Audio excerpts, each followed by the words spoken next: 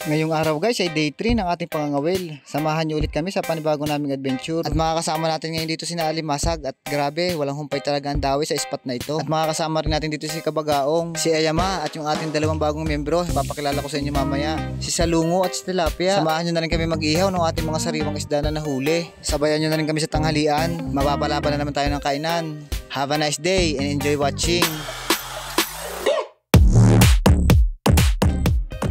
Ngayong araw nga guys ay napakaganda na naman ang panahon at ito nga yung day 3 ng ating pangangawil. At ito rin yung spot na pinuntahan natin ng day 1 at day 2. At dahil nga madawi dito o madami pang nahuhuli, sinasamantala natin yung pagkakataon. At kitang kita nyo nga dyan, tuwan-tuwa na naman si Kabagaong at talagang siya na naman ang unang nakahuli. Napakagaling talaga ni Kabagaong mga will. At maya maya pa nga ay nakahuli na naman si Kabagaong, padalawang huli na niya yan. At iniinggit niya nga kami dahil wala pa daw kami nahuhuli. Napakagaling talaga ni Kabagaong mga will. Pati nga si Alimasag ay hangang-hanga na sa kanya. At sabi ni Alimasag ay hindi daw siya papayag na hindi rin siya makakahuli. At sabi ko nga kay Bagaong ay baka naman swerte ka lamang. At maya maya nga guys si Kailog naman na nakahuli. Tuwang-tuwa din dyan si Kailog at sabi niya ay meron na rin daw siya isa. Ang tawag nga pala ng isdang yan dito sa amin mga Kailog ay purak. Napakasarap na inihaw niyang isdang yan mga Kailog. Tapos napakakulay ng isdang yan, iba't iba talaga ang kulay niya. At hindi pa nga nagtatagal si Kabagaong na naman na nakahuli. Pangatlo na ni Kabagaong yan, nahuli niya lapu-lapu. At talagang kitang-kita niya naman sa mukha niya kung gano'n naman siya kasaya. At maya-maya nga umalis naman si Alimasag at lilipat daw siya ng pisto dahil wala daw siyang mahuli doon. At sa part na yan ay napadaan naman ang Kuya Pael, galing daw siya sa Pangawil doon sa malaking ilog, sa ilog ng Nayom. At grabe, napakadami niyang huli na iba't ibang klaseng isda, tandain at saka talakitok, tapos meron ding lapu-lapu. Yan nga pala guys, yung ating hinihiraman palagi ng bangka. Tapos habang nagkikwentuhan kami, meron na naman dumawi sa kanya. At isa na naman itong talakitok. Grabe, sariwang-sariwa talaga at nagtatatalon pa. Ang Kuya Pail nga pala, isa sa mga veterano mga ngawil dito sa amin. At sa kanya lagi ako nagtatanong pagka meron ako mga hindi pa nalalaman. Mga diskarte pagdating sa pangangawil. At ayan nga si Alimasag, hindi na alam kung saan pipisto. Bakit daw siya hindi makahuli. Tapos maya maya pa nga, nakahuli na rin si Alimasag. Isa ring lapu-lapu itong maliit. At tuwang-tuwa din niya si Alimasag dahil nakahuli din daw siya. Sarap nitong inihaw. Maliit lang, pero okay lang oh.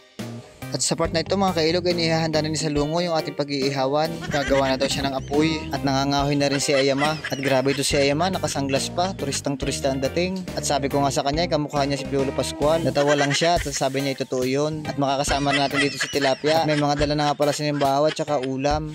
At sa part na ito ay lilinisan na natin yung ating mga nahuling isda. Kakaunti pa yung nahuli natin pero ayos na ito para sa tanghalian dahil meron din naman dalang ulam sina Salungo at si Tilapia. Ang maganda lang dito mga Kailog ay hindi na natin kailangan maglagay ng asin. Sasawsaw lang natin sa tubig alat, okay na. Hindi na nga pala natin ito kakaliskisan at tatanggalin lang natin yung mga nawang loob dahil inihaw naman ito. Tapos tutuhugin lang natin to sa stick. At talagang oret na mga Kailog. Nasasabik na talaga akong kumain ng tanghalian. At sa part na ito nga iihaw na namin yung nahuli naming isda. At sabi ko nga sa kanila huwag masyadong ikadikit sa apoy para hindi naman masunog. At grabe, the best talaga itong mga ganitong gawain pag nandito ka sa probinsya. At namimiss ko nga talaga ito pag ako'y bumalik sa trabaho. At ang mga ganitong klaseng pagkain at banding talaga ay mamimiss ko. Kaya pag wala talaga tayong pasok ay hindi natin pinapalampas ang mga ganitong aktibidades. Uy, kalapat boy, malusunod yung kawayan. Ay, tapos mo na. Tagdag mo doon. Siyempre.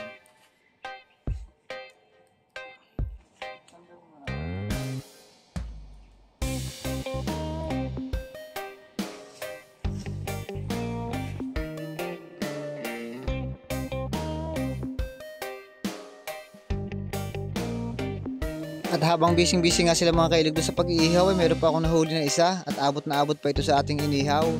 At nadagdagan pa nga ng isang lapo yung ating lulutuin para sa tanghalian. At sa part na ito guys, habang busy na busy sila sa pag-iihaw doon, nanguha naman kami ng talaba ni Ayama dahil paborito talaga namin ito ni Ayama at hindi namin palalampasin ang pagkakataon. Dahil habang nangangawil kami, nakikita namin na makadaming talaba dito sa ilalim.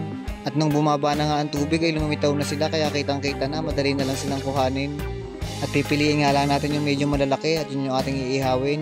Tapos nung marami na kami nakuha, agad namin itong inihaw. Talaga namang hindi makukumpleto ang araw namin ni Ayama pag walang talaba. Hilaw man o luto mga Kailog. At dito naman sa part na ito mga Kailog ay grabe, ito na yung main event at pinakaiintay natin. Manananghalian na tayo at piniprepare na nga ni Salungo at ni Ayama yung ating mga kakainin. At dito nga sa part na ito mga Kailog ay wala pala kami mga dalang plato at nakalimutan din namin magdala ng dahon ng saging. Kaya yung pinaglagyan ng kanin na plastic, yun na lang binalot namin doon sa napulot namin na sangkalan para doon namin nilalagay yung kanin. Tapos itinusok lang paikot ni Ayama yung ating inihaw na isda para sa plating. Grabe. Ito nga pala yung ating uulamin at tamang-tama lang yung pagkakaiho ng mga isda. Tapos may dala nga din pala sila dyan na pusit. Ito yung ating suka na pangmatindihan. At may dala din sila dyan na sinaing na tulingan. At simula na, chibugan. At dito nga sa part na ito mga kailog, halos wala na kaming imikan. At talaga namang pinipil namin kung gaano kasarap yung aming tanghalian. At kita nyo naman si Kabagaong, enjoy na enjoy. Pati na si Alimasag, si Ayama, si Salungo. Pil na pil nga daw nila ang sariwang isda at saka magandang kapaligiran. At grabe si Alimasag, hindi pa nakakarami ng kinain niya. Agad itong nabulunan. Kinain na yata pati tinik ng ating lapu-lapu. At kitang-kita nyo naman si Ayama, talagang kinukurot-kurot niya na yung laman ng isda. At si Salungo, kitang-kita nyo naman na enjoy sa pagkain. At sasama nga daw ulit siya sa susunod namin na food trip. At dito nga ay halos maubos na yung aming inihaw na isda at kakaunti naman yung aming dala na pagkain. At sa part na ito nga mga kailog ay medyo iinggitin ko muna kayo. Papakita ko sa inyo yung pagkurot ko sa napakalaman na lapu-lapu at isasawsaw ko ito sa napakaasim na sukang tuba.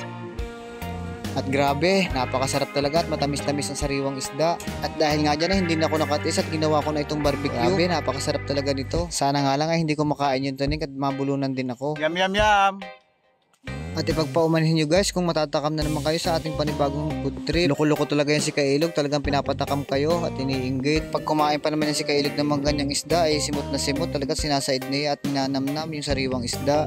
Dahil naman napakasarap din talaga Kailog yung suka na aming pinagsasawsawan. Matamis-tamis na mahalang-halang, grabe, tamang-tama talaga sa ating inihaw na lapu-lapu. At habang enjoy na enjoy muna pagkain ng mga tropang lalao dyan mga kailog, isasamantalahin ko muna uli ang pagkakataon upang magpasalamat sa mga palaging nanonood, palaging nagla-like, nag-heart at nag-share ng ating mga video. At maraming salamat din po sa mga palaging nagko-comment. Hindi ko lang po agad kayong ma-replyan dahil medyo busy pa. At dahil halos nga po nakaabot na rin kayo dito sa last part, maaari po ba akong humingi uli ng napakagandang komento at isang share. Maraming salamat po sa palaging panonood. At isang big shoutout na rin po sa lahat ng mga kamag-anak ko ng mga taga Lucena, lalo sa mga taga Mayaw Crossing, Nangan family. Maraming salamat po uli. Have a nice day and God bless you all.